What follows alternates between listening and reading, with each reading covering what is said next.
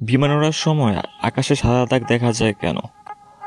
আমাদের মাথার উপর দিয়ে আকাশে বিমান ওড়ে। বিমান ওড়ার সময় আকাশে ধোঁয়ার মতো দেখা যায়, যা অনেকটা সাদা দাগের মতোই।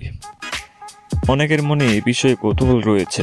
সাধারণ মানুষ মনে করেন এগুলো বিমানের ইঞ্জিনের ধোঁয়া। এমনটাই ভাবা স্বাভাবিক, কেননা বাস, ট্রেন, ট্রাক, জাহাজ ইত্যাদি ধোঁয়া উড়ে সামনের দিকে এগিয়ে যায়। কিন্তু বিমানের হিসাবটাই আলাদা।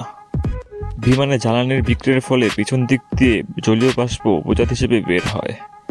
এই জলীয় বাষ্প বাইরে ঠান্ডা বায়ুর সঙ্গে মিশে এক ধরনের ফাঁপা ধোঁয়ার মতো পুরো সাদা আস্তরণ তৈরি করে। এটাকে কন্ট্রেল বলে। শীতের দিনে শ্বাস ছাড়লে যেমন ধোঁয়ার মতো দেখা যায়, এটাও অনেকটা সেরকম। আপনি কি ছোটবেলায় আকাশে প্লেনের পেছনে এরকম সাদা ধোঁয়ার মতো দেখলে রকেট মনে করতেন? জেট বিমান থেকে উষ্ণ আর্দ্র গ্যাসীয় পদার্থ নির্গত হয়। নির্গত গ্যাসে কার্বন ডাইঅক্সাইড, জলীয় বাষ্প, সালফারের বিভিন্ন অক্সাইড, নাইট্রোজেন, ভূসা, অব্যবহৃত জ্বালানি প্রভৃতি থাকে।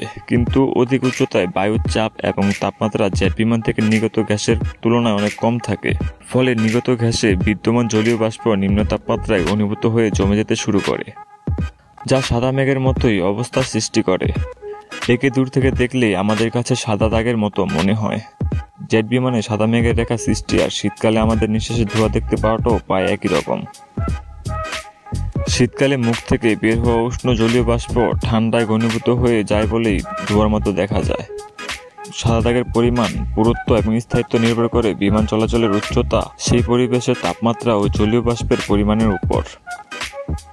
এমনকি বিমান দ্বারা সৃষ্ট সাদা দাগের ধরন থেকে আবহাওয়া সম্পর্কে ধারণা লাভ করা যায়। পাতলা ও স্বল্পস্থায়ী রেখা নির্দেশ করে ওই উচ্চতায় জলীয় বাষ্প কম, তার মানে আবহাওয়া স্বাভাবিক।